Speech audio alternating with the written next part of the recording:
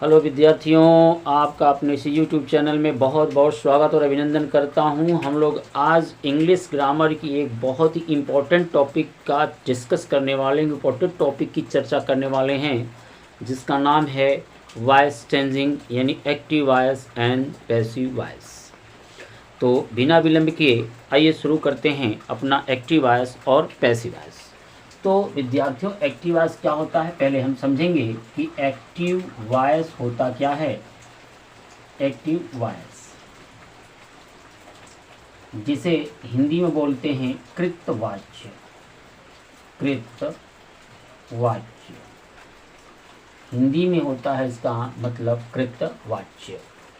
यानी active voice का मतलब होता है कृतवाच्य, यानी ऐसे वाक्य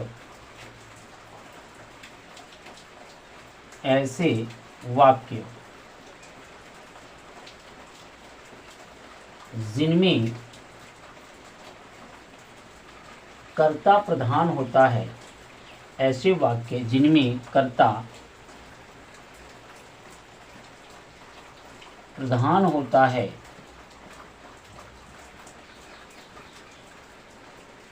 है, उन्हें या उन वाक्यों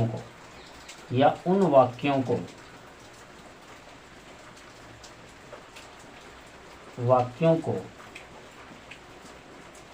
एक्टिव वॉइस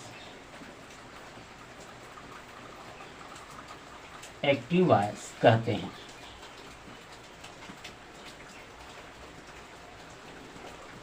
अर्थात कहने का तात्पर्य यह है कि ऐसे वाक्य जिनमें जो क्रिया हो वह कर्ता के अनुसार प्रयुक्त की जाती हो, क्रिया या सहायक क्रिया कर्ता के अनुसार प्रयुक्त की जाती हो, ऐसे वाक्यों को हम लोग एक्टिव वॉइस कहते हैं। जैसे वह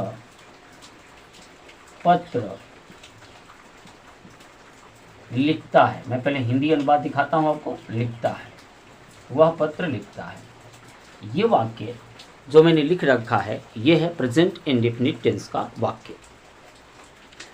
यानी प्रेजेंट इंडेफिनिट टेंस के वाक्य के अंत में, हिंदी वाक्य के अंत में ता है, ती है, ते है इत्यादि शब्द आता है।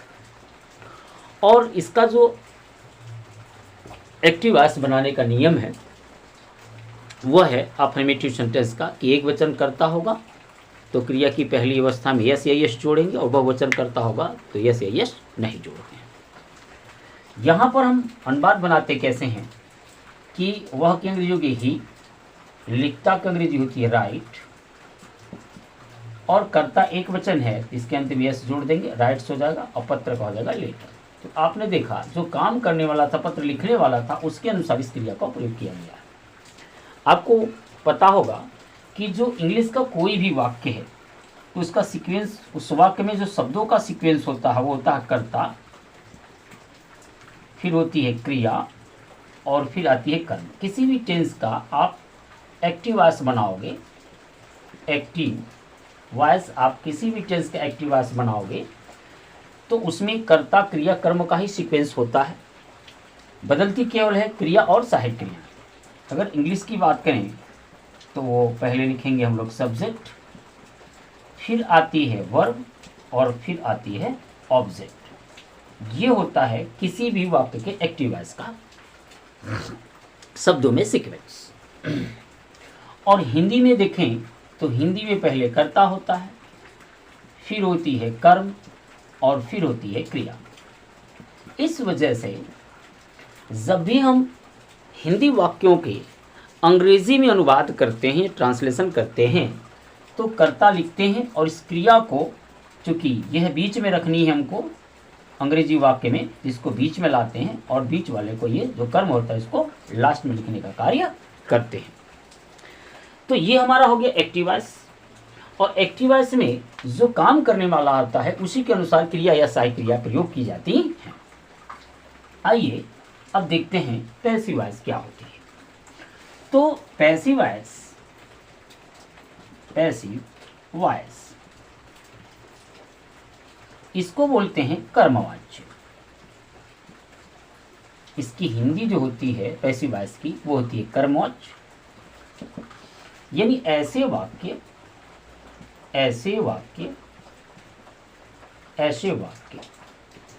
जिनमें कर्म मतलब ये कर्म है, ये कर्ता, ये कर्म, ये क्रिया, जिनमें कर्म प्रधान होता है,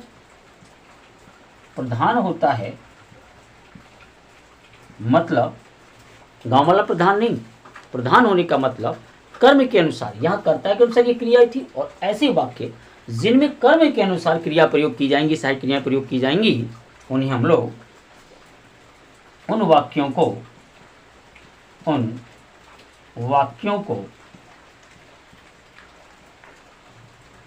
पैसिव वॉइस कहते हैं।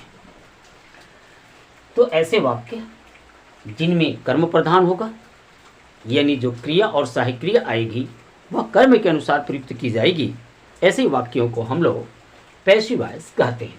अब इस वाक्य का हम पैसिव वॉइस बनाएं तो अब ये आएगा कर्ता के जगह पे, यानी यहाँ आ जाएगा लेटर।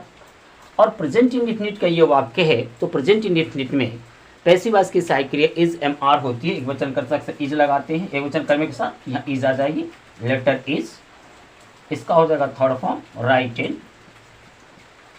और फिर आएगी बाई, और ही का ऑब्जेक्टिव केस होता है हिम, तो हो गया letter is written by him. दोनों का अर्थ में तो कोई बदलाव नहीं होता है, लेकिन वाक्य के स्ट्रक्चर में बदलाव हो जाता है। वह पत्र लिखता है, इसका मतलब हो गया पत्र उसके द्वारा लिखा जाता है, तो ये एक्टिव वॉइस का वाक्य और ये पैसिव वॉइस का वाक्य। पैसिव वॉइस वाक्यों में जो शब्दों का सीक्वेंस होता है वो होता है, पहले कर्म आएगा, फिर आएगी आपकी क्रिया, और फिर आएगा आपका जो कर्ता है, कर्ता का कर्म कारक रूप लिखेंगे हम यहाँ। यानी हमने यहाँ क्या किया, सबसे पहले ऑब्जेक्ट लाया, फिर वर्ब लाया, हेल्पिंग वर्ब दोनों, फिर जो है सब्जेक्ट जो था आपका यहाँ वो इधर आ गया, लेकिन किस इन ऑब्जेक्टिव केस में, यानी कर्म कारक रूप में ये यहाँ आता है। तो हमने समझा कि एक्टिव वॉइस क्या होती है और पैसिव वॉइस क्या होती है। अब हम बात करें तो कुल 12 टेंस हैं, और 12 टेंसों में से आपकी केवल 8 टेंसों के पैसिव वॉइस बनती हैं। उन सभी टेंसों की एक एक करके हम लोग पैसिव वॉइस सीखेंगे। तो सबसे पहले हम लोग जो टेंस शुरू करने वाले हैं पैसिव वॉइस में, उसका नाम है प्रेजेंट इंडेफिनिट टेंस। और प्रेजेंट इंडेफिनिट टेंस की पैसिव वॉइस भी सीखेंगे। और जो बच्चे टेंस के विषय बिल्कुल नहीं जानते हैं और थोड़ा सा अगर ध्यान देंगे तो वो एक्टिव वॉइस भी इसके साथ साथ सीखते चले जाएंगे। यानी पैसिव वॉइस तो सीखेंगे, साथ में एक्टिव वॉइस भी सीख लेंगे। तो आइए चर्चा हम लोग करने वाले हैं प्रेजेंट इंडेफिनिट टेंस, जिसे हम लोग बोलते हैं अपूर्ण वर्तमान काल। अपूर्ण वर्तमान काल। तो सबसे पहले थोड़ी हम चर्चा करेंगे इसके एक्टिव वॉइस की, और फिर हम लोग लिखेंगे इसके पैसिव वॉइस के नियम, और इसमें पैसिव वॉइस कैसे बनते हैं उसको सीखेंगे। तो आप देखेंगे कि इसके हम लोग पहचान की बात करें, एक्टिव वॉइस में पहचान की बात करें, तो इसके हिंदी वाक्य के अंत में आपका ता है, ती है, ते हैं इत्यादि जो है शब्द आते हैं, इत्यादि शब्द आते हैं। अर्थात जो कार्य होता है वो वर्तमान काल में अपूर्ण अवस्था में होता है। अब इसकी अफर्मेटिव सेंटेंस की बात करें तो अफर्मेटिव सेंटेंस में जो अफर्मेटिव सेंटेंस की बात करेंगे तो अफर्मेटिव सेंटेंस में साधारण वाक्य, जिसकी हिंदी होती है साधारण वाक्य, और साधारण वाक्य का जो नियम होता है एक्टिव वॉइस का, हम लोग अभी चर्चा कर रहे हैं प्रेजेंट इंडेफिनिट टेंस की एक्टिव वॉइस के।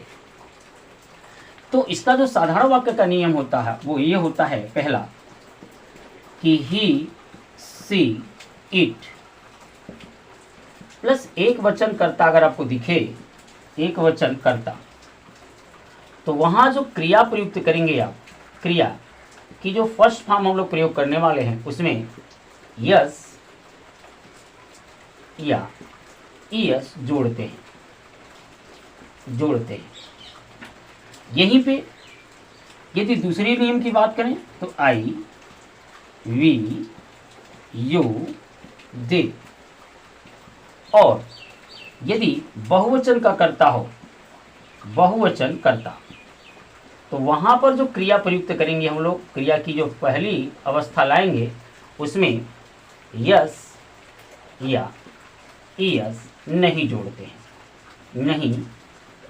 हैं, तो हम उसमें यस या ईएस नहीं जोड़ेंगे। ध्यान रहे जिन क्रियाओं के अंत में O, C H, S H, X, double X इत्यादि आएंगे, वहां पे हम लोग ईएस जोड़ते हैं और शेष में क्या जोड़ते हैं, एस जोड़ते हैं। यह जो पहले नियम का पूरक है।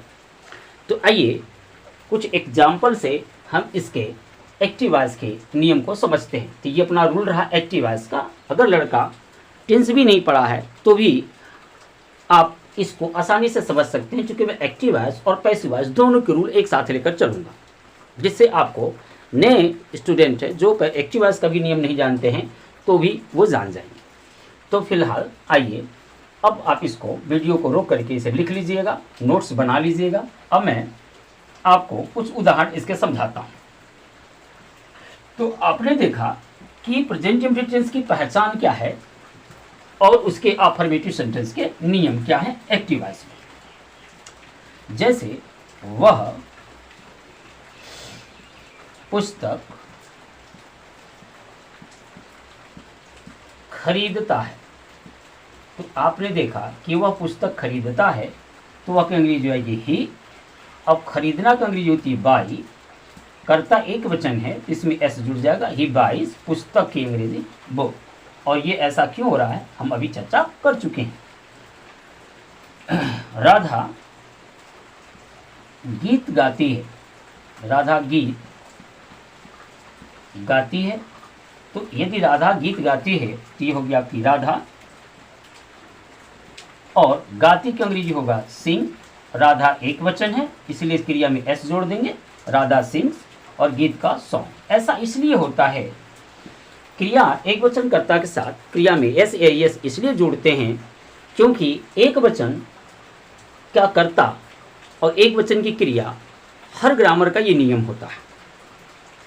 तो हमारी जो क्रिया की पहली अवस्था होती है, मूल अवस्था होती है, वो हमेशा होती है बहुवचन में, वो हमेशा रहती है बहुवचन में। तो हमें एक वचन कर्ता के साथ क्रिया की एक वचन का फॉर्म चाहिए, इसलिए क्रिया को एक वचन बनाने के लिए हम क्रिया के अंत में एक वचन कर्ता के साथ यस या यस जोड़ते हैं। तो ये हो गए आपके एक्टिव वॉइस के नियम, किसके, प्रेजेंट इंडेफिनिट टेंस के एक्टिव वॉइस के नियम। और अब हम देखेंगे इसके पैसिव वॉइस के क्या नियम होते हैं। तो अब हम देखेंगे इसके पैसिव वॉइस के क्या नियम होते हैं। तो अब यहाँ हम लिख देते हैं पैसिव वॉइस, पैसिव वॉइस। तो हम लोग देखने जा रहे हैं अब प्रेजेंट इंडेफिनिट टेंस की पैसिव वॉइस के अफर्मेटिव सेंटेंस में क्या रूल होते हैं। पहचान तो वही रहेगी, पहचान में कोई अंतर नहीं आने वाला है। तो इसके लिए प्रेजेंट इंडेफिनिट की जो पैसिव वॉइस है उसमें ही हो, सी हो, इट हो, या एक वचन करता हो। कैसा हो, एक वचन का कर्म, कर्ता नहीं कर्म, क्योंकि यहाँ कर्म की बात करेंगे, इसमें कर्म प्रधान होगा। एक वचन कर्म, एक वचन कर्म के साथ जो सहायक क्रिया यहां से लगना शुरू हो जाती है, सहायक क्रिया इज का प्रयोग करते हैं, इसका प्रयोग करते हैं। रूल नंबर 2 क्या कहता है पैसिव वॉइस का इसका, कि जहां we, you, they we you they तथा बहुवचन करता हूं, बहुवचन के करता हूं, बहुवचन करता नहीं, हम लोग लिखेंगे कर्म हो, कर्म के साथ, बहुवचन कर्म के साथ सहायक क्रिया, सहायक क्रिया आर का प्रयोग करते हैं, आर का प्रयोग करते हैं।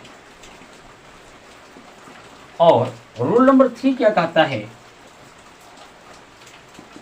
आई के साथ, आई के साथ सहायक क्रिया, सहायक क्रिया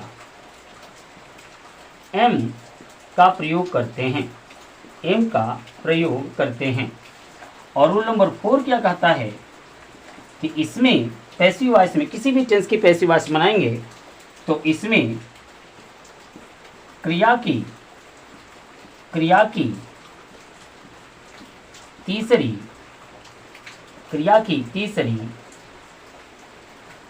अवस्था का प्रयोग करते हैं, तीसरी अवस्था का प्रयोग करते हैं। तो आप देख सकते हैं कि हमने ये पैसिव वॉइस के रूल लिख दिए। मैं आपको active voice and passive voice comparison में पढ़ा रहा हूँ, एक तरह से तुलनात्मक रूप से हम लोग इसका अध्ययन कर रहे हैं। तो आप ये नियम नोट कर लें और फिर मैं पैसिव वॉइस के मेथड और कुछ उदाहरण के साथ आपको समझाता हूँ। तो वीडियो को रोक करके नियम नोट्स कर लें। हम आगे बढ़ें तो इसके उदाहरणों की बात करेंगे, लेकिन उससे पहले हम इसके मेथड की बात करेंगे। तो अभी आपने पहले देखा कि पैसिव वॉइस में क्या कर्म होता है, उसके बाद कर क्रिया, उसके बाद कर्म। जैसे वह पत्र लिखता है, तो ये है अपना वाक्य एक्टिव वॉइस का, ये वाक्य है अपना एक्टिव वॉइस का। अब हम बनाएंगे ही, लिखता का अंग्रेजी लाएंगे राइट, और ही एक वचन है, यहाँ से जोड़ देंगे राइट्स, पत्र का लेटर। ये अपना बन गया बाबू एक्टिव वॉइस। क्या बन गया बाबू? एक्टिव वॉइस, यानी प्रेजेंट इंफिनिटिव की एक्टिव वॉइस अफर्मेटिव सेंटेंस। अब इसका पैसिव वॉइस बनाएंगे तो इस क्रिया को, ये सॉरी, इस ऑब्जेक्ट को पहले लाएंगे, यानी हो गया लेटर, और इसके साथ एक ही लेटर है तो सही क्रिया इज लगा देंगे। अब इसका लगाएंगे थर्ड फॉर्म राइट एंड और फिर बाय, और ही का ऑब्जेक्टिव केस होता है ही का ऑब्जेक्टिव केस होता है ही, यानी वह पत्र लिखता है, यह है तो एक्टिव वॉइस, यानी ही राइट्स लेटर। लेकिन इसकी हिंदी हो गई पत्र उसके द्वारा लिखा जाता है, पत्र उसके द्वारा लिखा जाता है। ये हो गया अपनी पैसिव वॉइस की हिंदी। आइए कुछ और उदाहरणों के साथ इसे समझते हैं।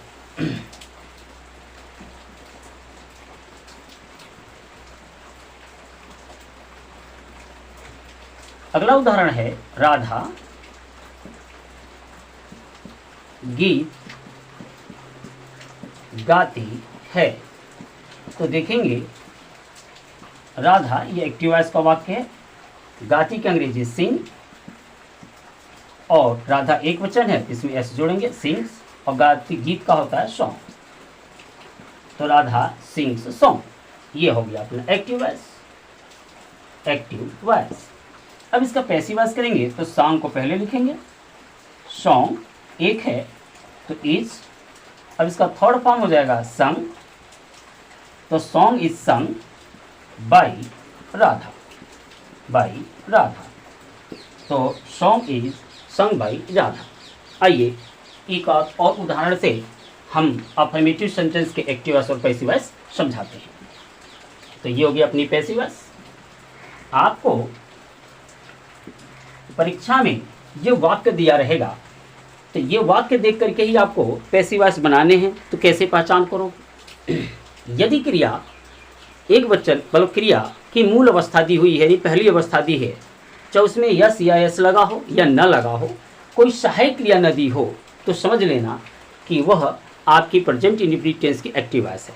और उसके पैसिव वॉइस के लिए हमने अभी भी नियम लिखा है कि एक वचन कर्ता, ही सी इट, एक वचन कर्ता के कर्म के साथ सहायक क्रिया जो लगाएंगे इज, आया वी यू दे तथा बहुवचन कर्म के साथ सहायक क्रिया आर और आई के साथ सहायक क्रिया एम लगाएंगे और पैसिव वॉइस में हमेशा थर्ड फॉर्म का प्रयोग होता है। आइए कुछ और उदाहरणों के साथ हम इसे और बेहतर तरीके से समझने की कोशिश करते हैं। जैसे वे पतंग उड़ाते हैं, वे पतंग उड़ाते हैं, तो ये अपना एक्टिव वॉइस का वाक्य प्रेजेंट इंडेफिनिट का, ये हो गया दे, वे की अंग्रेजी, उड़ाना का अंग्रेजी होता फ्लाई और ये बहुवचन करता है इसलिए इसमें ऐसे जोड़ने की जरूरत नहीं है। अब पतंग की अंग्रेजी लिखेंगे काइट।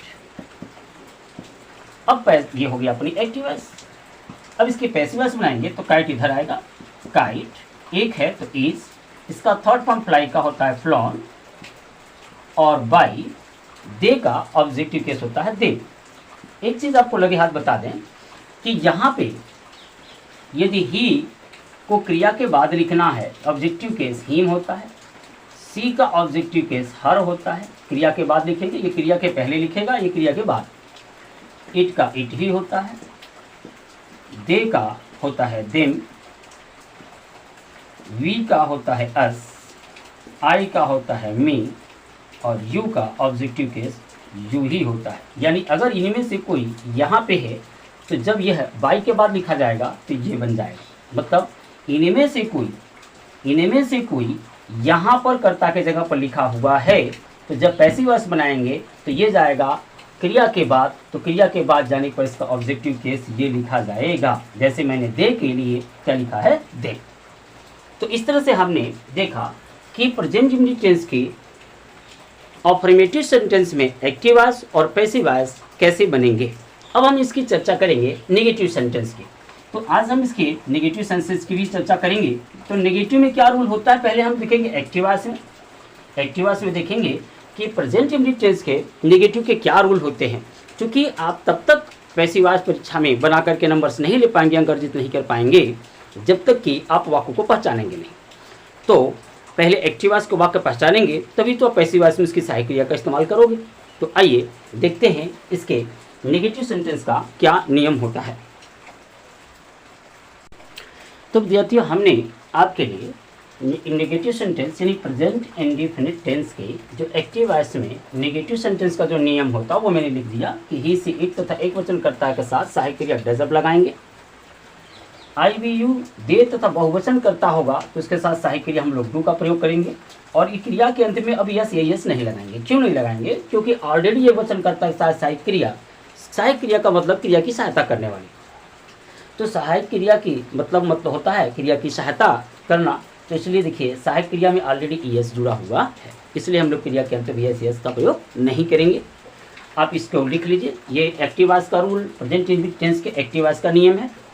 और अब आपको समझ में आ गया होगा कि जहाँ पर डू डज दिखेगा तो समझ लेना कि वह प्रेजेंट इंडेफिनिट टेंस की नेगेटिव सेंटेंस होगा, उसमें नॉट उपस्थित होगा। आइए कुछ उदाहरण मैं इसके देता हूँ आपको।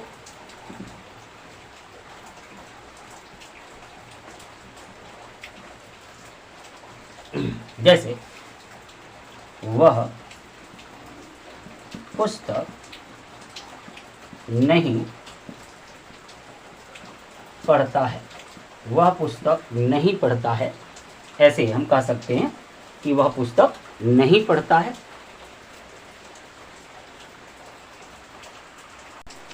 तो विद्यार्थियों वह पुस्तक नहीं पढ़ता है एक्टिव वॉइस का है, तो हम देखेंगे ही और ही के साथ सहायक क्रिया एक वचन है तो डज, इसके तुरंत बाद लगाएंगे नॉट, ही डज नॉट। पढ़ना का अंग्रेजी होती है रीड और पुस्तक का होता है बुक, तो he does not read book. ये प्रेजेंट इंडेफिनिट टेंस की एक्टिव वॉइस क्या है, इसमें कर्ता प्रधान है, यानी कर्ता के अनुसार ये सहायक क्रिया हमने इस्तेमाल किया है। हम दूध नहीं पीते हैं, तो यहाँ देख सकते हैं नहीं आ गया, हम दूध नहीं पीते हैं। तो वी के साथ सहायक क्रिया क्या आएगी डू के बाद तुरंत इस्तेमाल करेंगे हम लोग नॉट, वी डू नॉट। पीते की अंग्रेजी हो जाती है ड्रिंक और दूध का अंग्रेजी आएगी मिल्क, तो we do not drink milk, हम दूध नहीं पीते हैं। तो आपको एक्टिव वॉइस के रूल्स यानी डू नॉट डज नॉट जहाँ दिखे तो वो अपना पता चल जाएगा टेंस कौन सा होगा, प्रेजेंट इंडेफिनिट टेंस। तो अब इसकी हम चर्चा करेंगे पैसिव वॉइस की, इसके पैसिव वॉइस के क्या नियम है। तो अब यहाँ हम मिटाते हैं एक्टिव वॉइस का, हमने नेगेटिव समझा, अब हम इसका समझेंगे पैसिव वॉइस का नेगेटिव। तो पैसिव वॉइस में सहायक क्रिया वही रहेगी, उसमें कोई डिफरेंसेस नहीं होगा, केवल नॉट बढ़ जाएगा। क्या बढ़ जाएगा? केवल नॉट। जैसे पैसिव वॉइस में अब क्या है, आप ऑब्जेक्ट लिखोगे, फिर इस एम आर में से एक जो भी ऑब्जेक्ट कहेगा, फिर आपको लाना है नॉट, फिर आपको लिखना है वर्ब की थर्ड फॉर्म, फिर बाई, और फिर लिखना है सब्जेक्ट। जो सब्जेक्ट यहाँ था एक्टिव वॉइस में वो यहाँ जाएगा, लेकिन अगर इन ऑब्जेक्टिव केस तो ये हो गया अपना। अब हम देखें तो इसके कुछ अनुवादों की बात करें, जैसे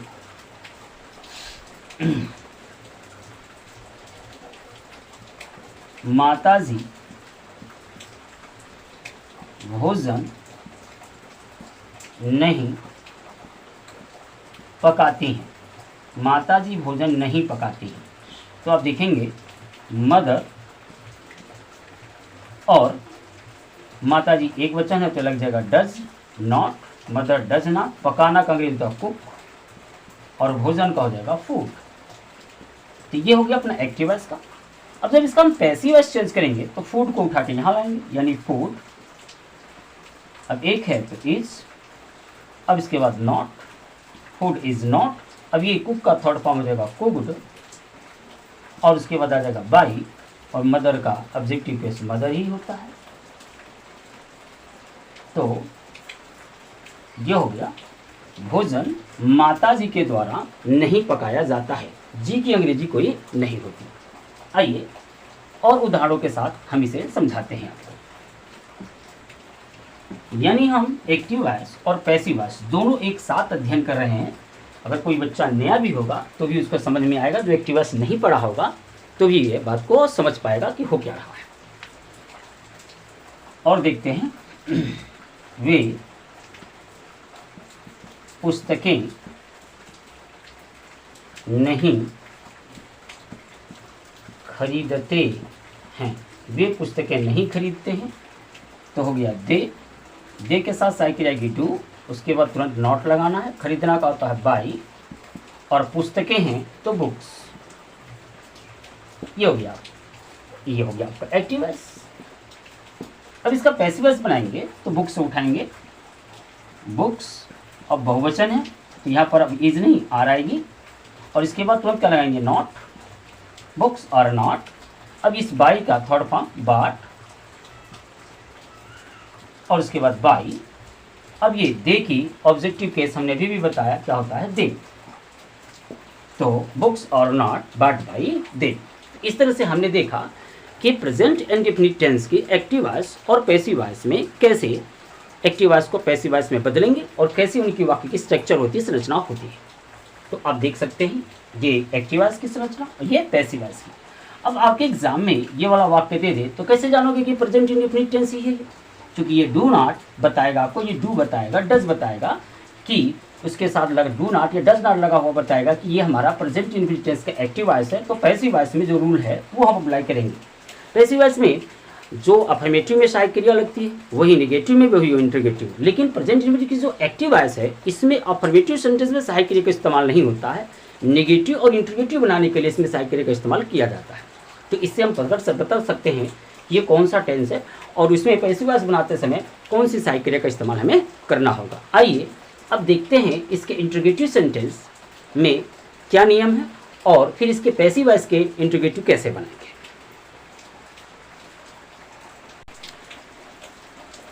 तो विद्यार्थियों, हमारा जो प्रेजेंट इंडेफिनिट टेंस की एक्टिव वॉइस जो है, एक्टिव वॉइस का रूल है, वो एक्टिव वॉइस का जो रूल है वो क्या है? यदि वाक्य के प्रारंभ में क्या शब्द आए तो हम क्या करेंगे? तो सबसे पहले डू या डज लगाएंगे, क्या शब्द की अंग्रेजी नहीं लिखते। यदि वाक्य के प्रारंभ में क्या शब्द आएगा तो क्या शब्द की अंग्रेजी नहीं लिखते, बल्कि उसके स्थान पर सबसे पहले क्या करेंगे? डू या डज लगाएंगे, फिर सब्जेक्ट यानी कर्ता लिखेंगे, फिर वर्ब की फर्स्ट फॉर्म, फिर ऑब्जेक्ट, फिर क्वेश्चन मार्क यानी प्रश्नसूचक चिन्ह। कहने का तात्पर्य है डू कहाँ लगेगा, डज कहाँ लगेगा, इसके पहले हम लोग चर्चा कर चुके हैं। जैसे क्या तुम बाजार जाते हो? क्या तुम बाजार जाते हो? तो शुरू में क्या है, तो क्या ये यू करता है, इसके से के साथ सहायक क्रिया लगेगी टू, तो डू यू, जानक अंग्रेजी को, उसके बाद लगता टू, बाजार का मार्केट, यह में याद के, क्या तुम बाजार जाते हो? क्या वह झूठ बोलता है? क्या हुआ, झूठ बोलता है, तो वह की अंग्रेजी होती ही के साथ साइकिल लगी डज ही बोलना, झूठ बोलने का फिक्स अंग्रेजी होती है tell a lie, does he tell a lie. तो आपने देखा कि ये कहते हैं वाक्य के प्रारंभ में, यदि वाक्य के प्रारंभ में क्या शब्द आएगा तो हमें करना क्या है, सहायक क्रिया सबसे पहले लिखनी है, फिर उसके बाद कर्ता, फिर क्रिया, फिर कर्म लिख देंगे। अब यदि दूसरा रूल की बात करें, इसमें यदि वाक्य के प्रारंभ की बात हुई है तो वाक्य के बीच की बात करेंगे हम।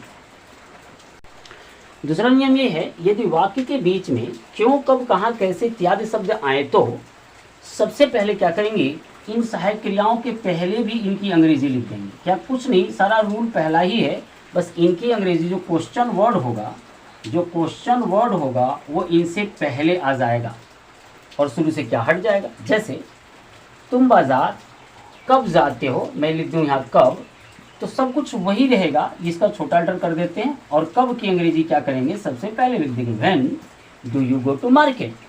वह झूठ क्यों बोलता है, अगर मैं यहाँ क्यों कर दूं, शुरू से क्या हट जाएगा, तो सब कुछ वही है, बस उस क्यों की अंग्रेजी क्या आ जाएगी, पहले जो होगी why does he tell a lie. तो पहले ही रूल को फॉलो करेंगे, यदि शुरू में क्या नहीं है, बीच में क्यों, कब, कहाँ, कैसे है, तो उसकी अंग्रेजी इन सहायक क्रियाओं से भी पहले हम लोग प्रयुक्त कर देते हैं। तो इस तरह से आपने देखा कि प्रेजेंट इंडेफिनिट टेंस के एक्टिव वॉइस के क्या, इंट्रोगेटिव के क्या रूल्स होते हैं। एक और है, जैसे मैं बता दूं कि यदि वाक्य के बीच में हु शब्द आ जाए, यदि वाक्य के बीच में हु शब्द आ जाए तो उसकी अंग्रेजी आप कैसे करोगे।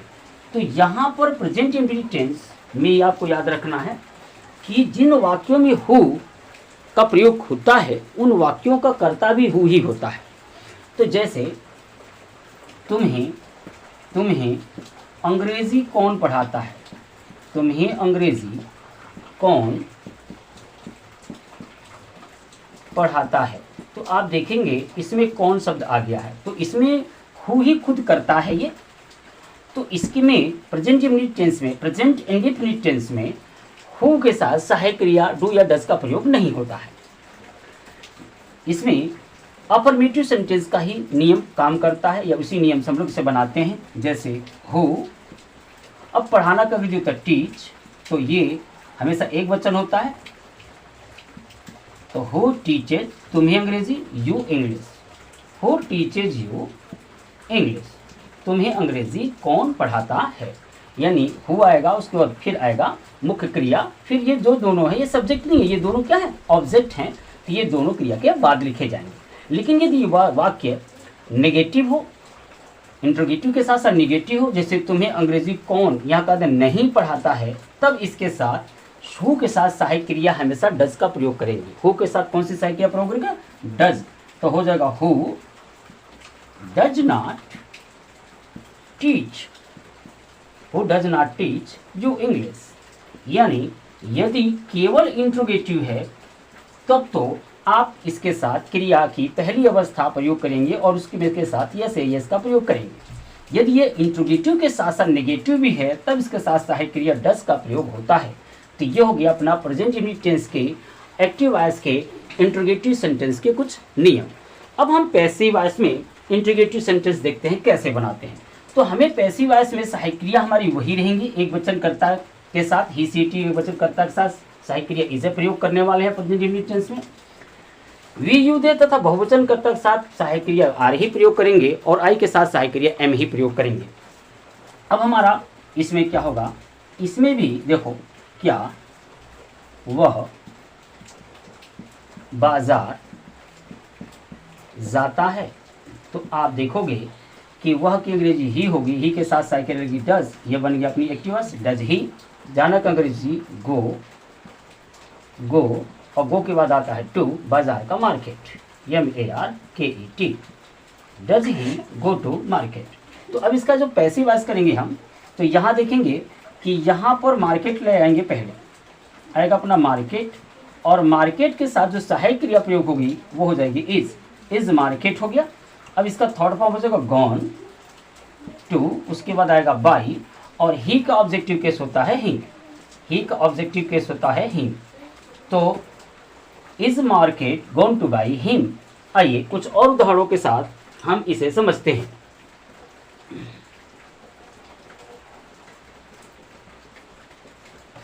जैसे क्या राधा एक गीत गाती है, क्या राधा एक गीत गाती है। तो आप देख सकते हैं यहाँ पर राधा करता है, तो इसके साथ सहायक क्रिया अपना एक्टिव वॉइस में लगेगा डज, तो डज राधा हो गई। गाती का अंग्रेजी होता है सिंग, और गीत का और सॉन्ग लिख देंगे, एक गीत का और सॉन्ग, तो हो गया डज राधा सिंग और सॉन्ग। अब इसका हम जब पैसिव वॉइस बनाएंगे, एक्टिव वॉइस है, तो ये और सॉन्ग आएगा पहले, और देखेंगे गीत कितनी है, एक है, तो इसलिए सहायक क्रिया जो लगेगी पैसिव वॉइस में इज आ जाएगी पहले, क्योंकि जैसे ये साइकिल किसी भी टेंस की इंट्रोगेटिव बनाना हो आपको, और वाक्य के प्रारंभ में क्या शब्द दिया हो, तो निश्चित तौर से हम जो सहायक क्रिया है उसको कर्ता के पहले लिख देते हैं, नहीं सहायक क्रिया को बाहर निकाल देते हैं, उसी से हमारा क्या हो जाता है, क्या शब्द के लिखने की जरूरत नहीं पड़ती है। तो देखिए हम इज को बाहर निकाल देंगे, इसका अर्थ क्या आ जाएगा, तो इज और सॉन्ग कर्म यहाँ लाए। अब इसका थर्ड फॉर्म होगा संग, ठीक, और क्या जाएगा बाई और राधा, तो और सॉन्ग इज और सॉन्ग संग बाई राधा, तो ये हो गया अपनी पैसिव वॉइस। अब बीच वाला थोड़ा देख लेते हैं। राधा एक गीत कब गाती है, एक गीत कब गाती है, तो यहाँ पर हमें कुछ और नहीं करना है, यहाँ पर कब की अंग्रेजी पहले आ जाएगी, when does Radha sing a song, तो यहाँ पर भी हमें कुछ नहीं करना है, इसकी भी पैसिव वॉइस बनाएंगे तो वही सब रहेगा, फिर व्हेन आ जाएगा पहले, इसके बाद व्हेन इज और सॉन्ग, व्हेन इज और सॉन्ग संग बाई राधा।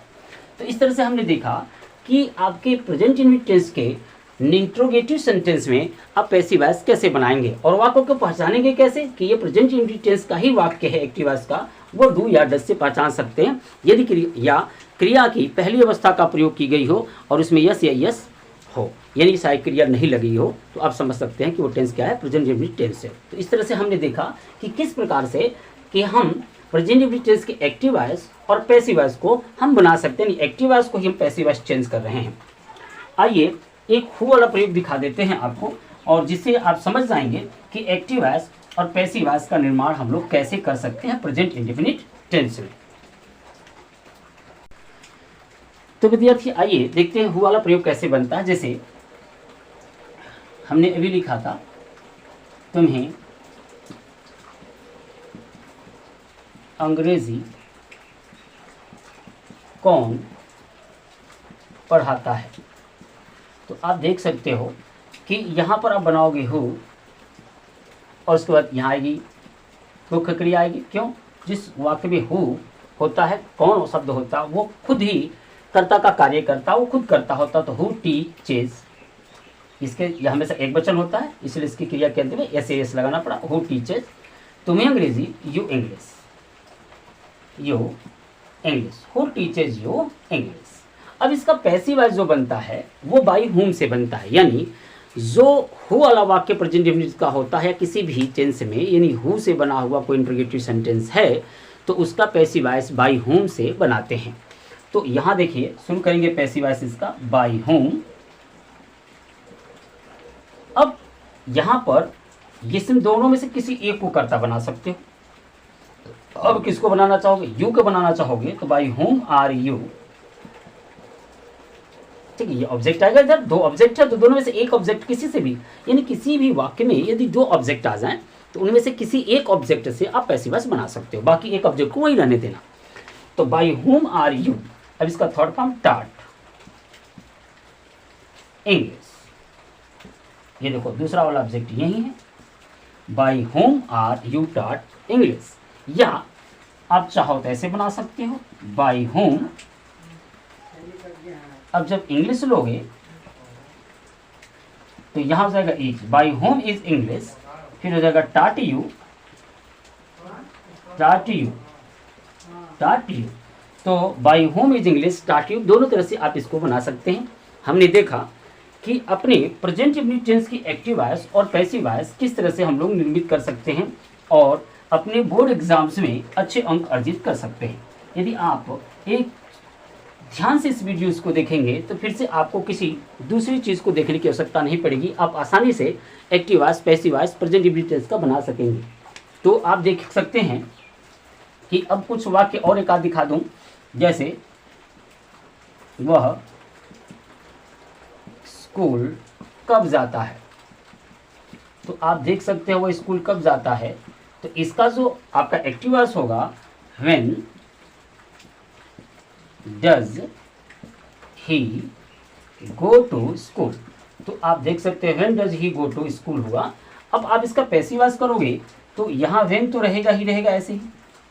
अब स्कूल के लिए क्या साइकिल आएगी पैसिव वॉइस की, इज, चूंकि एक स्कूल है तो व्हेन इज स्कूल चेंज हो गया, इधर आ गया। गो का थर्ड फॉर्म हो जाएगा गॉन और टू रहेगा बाय। अब ये ही का ऑब्जेक्टिव केस होता है हिम, तो हिम लिख देंगे, यानी when is school gone to by him. तो इस तरह हमने देखा कि प्रेजेंट इंडेफिनिट टेंस के एक्टिव वॉइस और पैसिव वॉइस के वाक्यों का निर्माण कैसे होता है। हम आपको तुलनात्मक रूप से एक्टिव वॉइस और पैसिव वॉइस दोनों एक साथ पढ़ा रहे हैं। यदि कोई विद्यार्थी एक्टिव वॉइस नहीं पढ़ा है, टेंस की जानकारी उसे नहीं है, तो वह इन वीडियो की सहायता से एक्टिव वॉइस और पैसिव वॉइस दोनों एक साथ ही सीख सकता है और अपने बोर्ड एग्जाम में अच्छे अंक अर्जित कर सकता है। यदि आप चैनल पर हमारे पहली बार हैं और यदि वीडियो आपके लिए लाभदायक है तो निश्चित तौर से हमारे उत्साहवर्धन के लिए हमारे चैनल को सब्सक्राइब करें, बेल आइकन को दबाएं, लाइक का बटन दबाना न भूलें और साथ ही अपने प्यारे मित्रों में इस वीडियो को शेयर करें ताकि वह भी इससे लाभ उठा सकें और बोर्ड एग्ज़ाम में अच्छे से अच्छे अंक प्राप्त कर सकें। तो फिर इसके बाद हम लोग नेक्स्ट वीडियो में मिलेंगे पास्ट इंडेफिनिट टेंस की active voice and passive voice के साथ। हम लोग जल्द ही एक हफ्ते के अंदर ही एक्टिव वॉइस और पैसिव वॉइस खत्म करेंगे। उसके बाद तुरंत हम लोग नरेशन का शुरुआत करेंगे, यानी डायरेक्ट से इनडायरेक्ट बनाना भी सीखेंगे। यानी उसके बाद मैं जितना भी आपके बोर्ड एग्जाम्स में पूछे जाने वाले ग्रामर से पार्ट होंगे उन सभी ग्रामर पार्ट को इसी सेक्शन में डालता रहूँगा। आप देखते रहें और लाभ उठाते रहें। तो फिर मिलते हैं नेक्स्ट वीडियो में, तब तक के लिए मैं आपसे इजाज़त लेता हूँ।